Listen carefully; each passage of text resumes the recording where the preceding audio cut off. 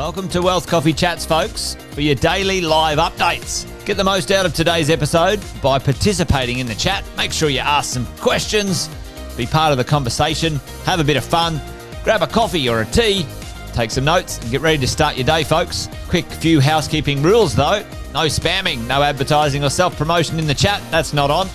Be kind and respectful to everyone when participating. And most of all, have a good time. Real estate investing can be your biggest asset. It also can be your most expensive asset when it comes to getting it right or getting it wrong, folks.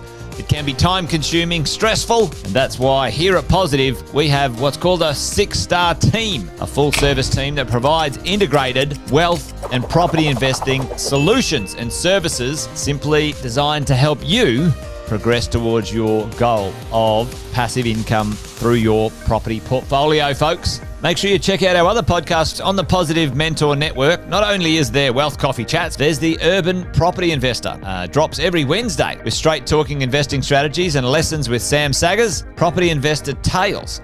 This is where our clients, you guys, share real life stories from property investing, hosted by some of our advisors and strategists. And that's done every fortnight, dropping every Monday. Wealth, Wine and Wisdom, folks, that debriefs the week that was in the world of finance and property, hosted by yours truly, Jason Witten and Andy Fenton on Fridays. Welcome to another Wealth Coffee Chats. Marvellous Monday.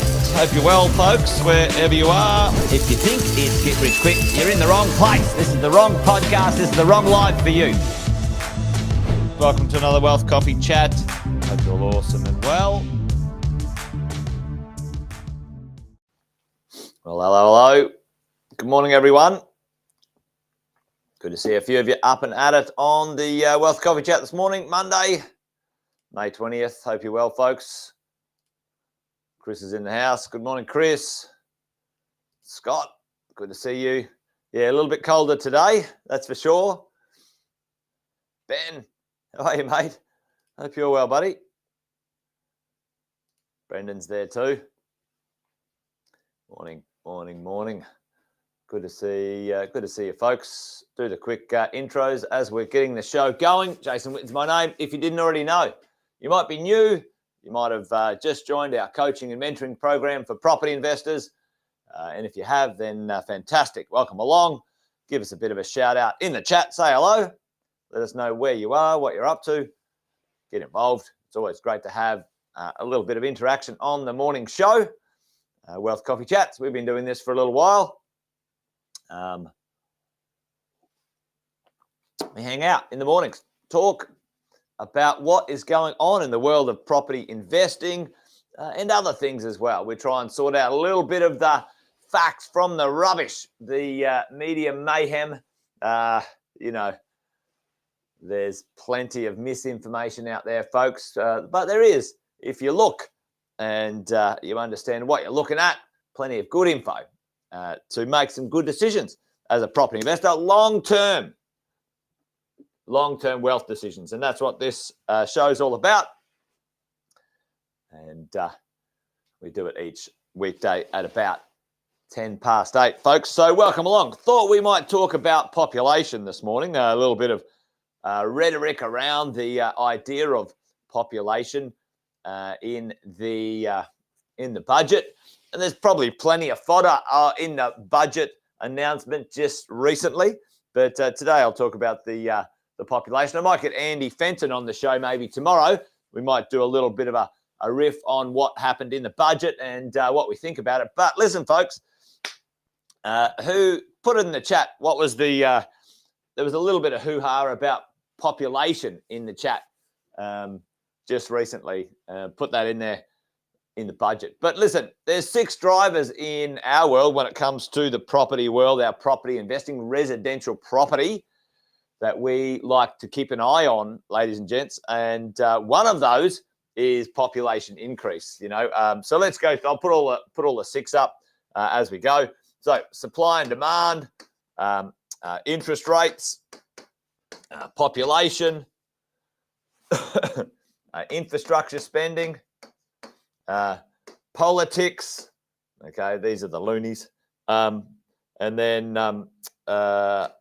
what does Sam call it? The yield variation. Yield variation.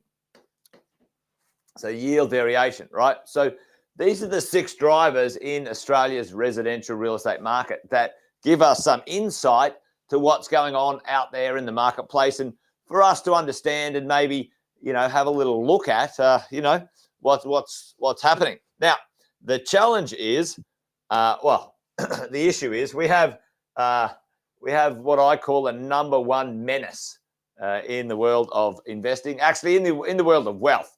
Number one menace. They are an eroder of wealth in this country. Sadly, they're all lunatics, no matter who they are, no matter which side of the bench or fence they sit on. They're all loonies. They think they're entitled to your and my money without repercussions, and they usually get away with it, unfortunately. And who are they? Who's our number one menace, folks, when it comes to the world of investing, wealth and money in this country, anywhere, when it comes to trying to understand what's the baseline and for us to plan our financial worlds around it? Who's the number one menace out there in the world of property investing, in the world of wealth? It's the pollies, right? It's the politicians. The pollies, mate.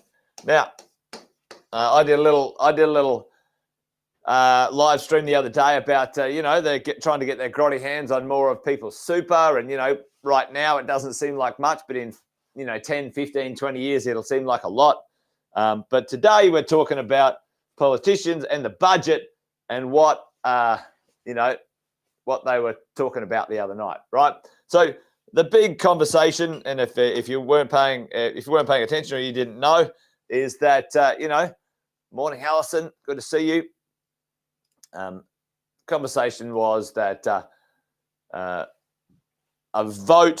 vote-seeking policy in the budget was that, all right, you know what, this population growth that we're having from migration is not on. That's causing the housing crisis, the housing problems. Yeah, right. That's causing the housing problem. And, we're going to quash or reduce immigration. So we're talking about, if we reduce immigration, that'll free up 100,000 homes. I don't know if anyone heard that the other day, right? There's this conversation.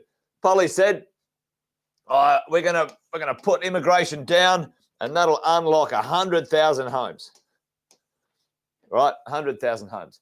Well, complete and absolute nonsense when it comes to that. There's no fact in that conversation. It's crazy. But anyway, this is the sort of thing that these pollies say, and everyone just eats it up for breakfast.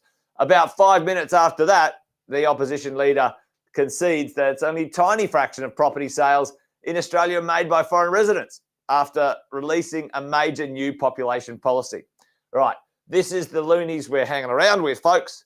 Unfortunately, that's the way it is. They don't know what they're doing. There's only one thing that has to be solved in this population, this property crisis, and I've been talking about it for years and years and years. But anyway, maybe they should try and listen to my morning show. The number one menace reckons they're going to reduce population, immigration, and that'll fix the show, right? Yeah, we'd only need yeah, exactly, Chris. You only got to need we'll get another 100,000 homes, and we'll get only need 1.1 million dwellings. Then you're dead right, And then, anyway, there you go. Well, the big issue is this one, folks. That's the big issue. Supply, actually not demand, because demand is up. Supply is down. And how do you fix supply? Well, there's a couple of ways to do that. And one of them is not to reduce immigration. We have a challenge. We've got a massive issue in this country when it comes to construction, when it comes to our infrastructure building, and right now, reducing people who are skilled that can come into the country and take the pressure off our construction and building industry is not the answer. It's only going to increase prices. It's only going to make it harder and take longer to deliver properties. And at the end of the day, in the meantime, it's not going to reduce the pressure on the market. The rents will continue to rise. Interest rates will go sideways. Maybe they'll go up a little bit. I doubt it, but there's a bit of rhetoric about that. At some point, they will go down. Maybe it'll just stay the same for longer. We were hoping, there'd be a bit of relief at late 2024. There's pretty well no chance of that at the moment. It's going to be 25 or maybe even 26. Infrastructure, massive amounts of money being spent in infrastructure. The politicians are loonies anyway, so, question mark there. And the yield variation, right? So all of these things are even if they reduce the immigration by 100,000, it's still a lot of people already in the country. There's still plenty are going to come in. So reduce it from 250 to 150. That's not going to help. That's not going to do anything. It's going to just make things worse. And then, if they say, oh, well, let's not let so many students in the country. Well, that's lunacy as well, because that's going to affect jobs and an industry, which is our fourth biggest industry in this country, which is export of education, right? Anyway, these pollies are lunatics. But anyway, what are they doing? Well, it's called popular politics. They're looking for votes. They don't want to damn well fix anything. But there you go. Anyway, I better get off that because I'm not talking about who you vote for, because I don't think any of them actually have got too much smarts about them. But what can we do about it as a crew? Well, just let's have a look at this. As we go along, doesn't matter what happens, whether there's a high or a medium or even a low projection, there's still an increase in our population over time, folks, as we go, right?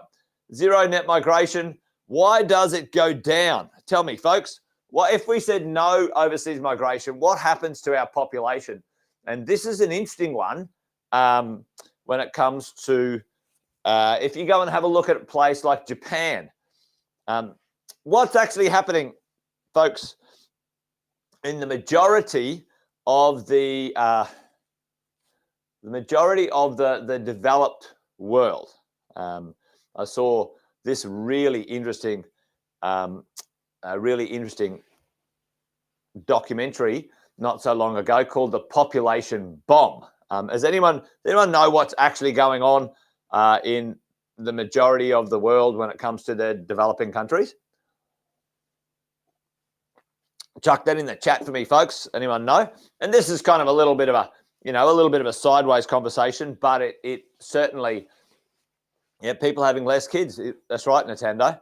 But it's something that we all should understand and appreciate when it comes to investing, right? What does the future hold? We all assume that it'll be, it's linear. But at this moment in time, there's plenty of places around the world we can take some lessons from. Well, check this out.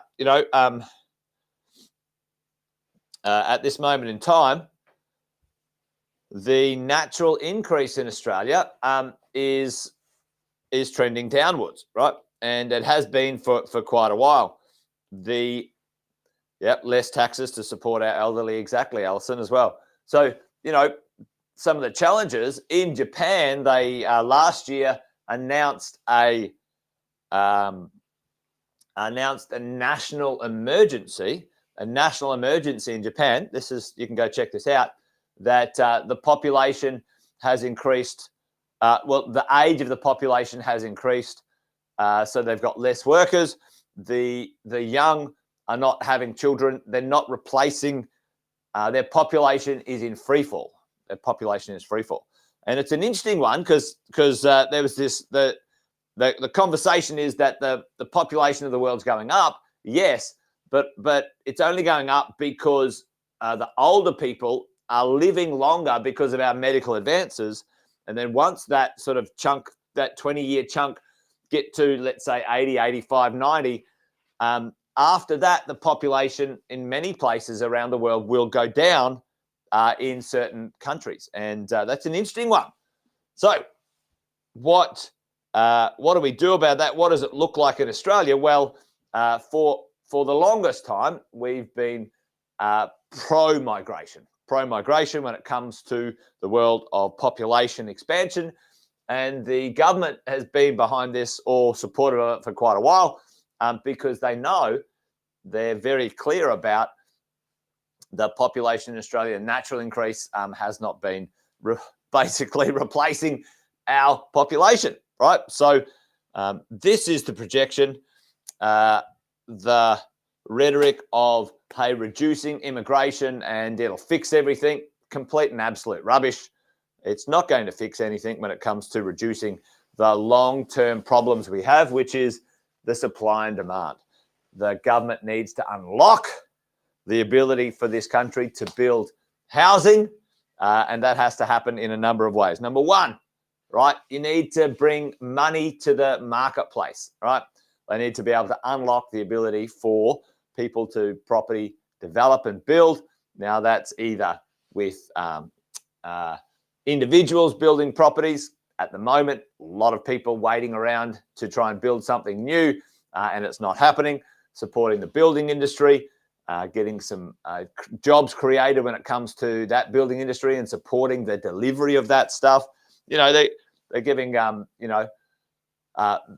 bonuses or benefits, let's say, to a first home buyer that can't even afford to buy the property. And at the end of the day, those things should be aimed at the builders because we need to deliver a lot of properties, and it's not going to happen by reducing our population. Anyway, a little bit of a wandering conversation this morning, folks, but I did hear a few people talking about, this popularity vote issue, and it's not going to solve anything. It's not going to solve anything. What does that mean for us as property investors? Well, it's pretty clear. It's pretty straightforward.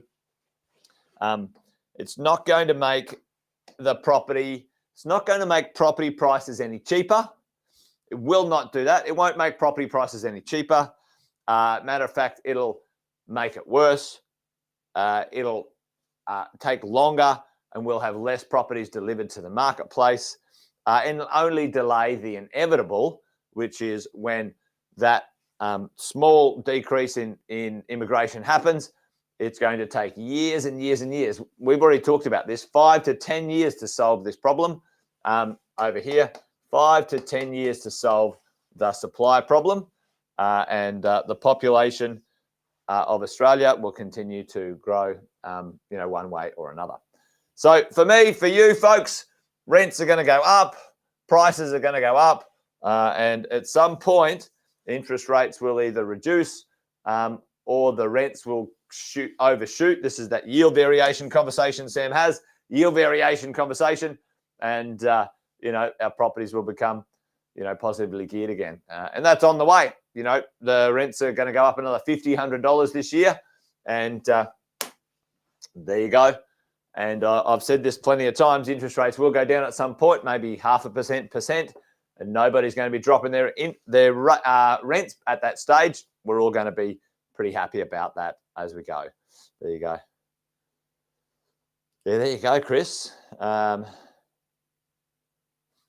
lack of work, exactly. Lack of work, and then you go to, let's say, some of these infrastructure projects, which are commercial projects, and they make more money, which is crazy. Yeah. There you go. Anyway, makes sense.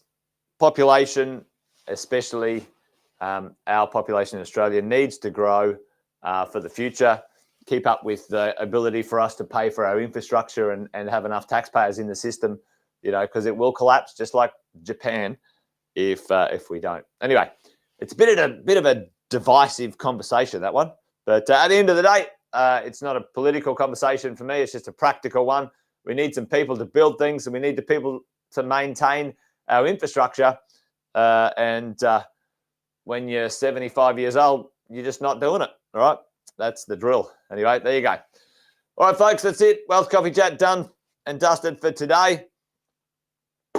Join us tomorrow. I'll get Andy Fenton along. Maybe we'll debrief the budget and see what he's got to say about it tomorrow. All right, that's it, folks. Good to see you. Thanks for joining us, and have a good rest of your day. Take care. Bye for now. See you, folks. Episode of Wealth Coffee Chat, folks. Make sure you like, subscribe, and turn on your notifications so you never miss a thing when we go live. Improve your portfolio and investing game, folks, with Wealth Coffee Chats live every morning at 8:10 each weekday. Make sure you join us. Previous episodes are also available wherever you get your podcasts, folks, as well as our other podcasts from the 6 Star team here at positivementor.com.au.